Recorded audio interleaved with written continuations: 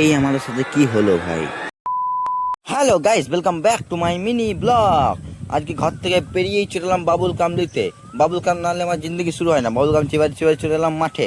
মাঠে দেখছি সব ব্যাট বল খেলছে, আমি দাঁড়িয়ে দাঁড়িয়ে দেখছি। তারপর আমাদের সাথে হয়ে গেল লল, বল উঠে গেল ছাদের উপরে। তো এক প্লেয়ার চাপছে বল উঠাবার জন্য, দেখে যাক আবার উপরে উঠে যায় না বল উঠানোর জন্য।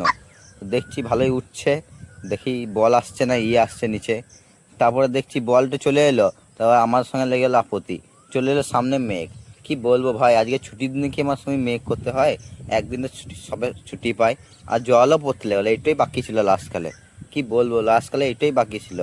তারপর দেখছি হয়ে গেল রাত। আর কি বাকি ছিল বলবো ভাই, এখনো বাকি নেই। मैं गाली नहीं दे सकता। नहीं, गाली नहीं देना। फैमिली फैमिली देखती है। তো কী করবো, রাতেরবেলা একটা ফুটি খেতে খেতে চলে এলাম। ফুটি ভালো করে খেয়ে নিই, পয়সা ময়সা নাই। আর এই দুঃখতে আমি আর টিকতে পারছি না। আবার পরে দেখা হচ্ছে। Tata bye bye. আমিও ঘুমিয়েছি, তোমরা ঘুমিয়ে যাও। Tata, see you.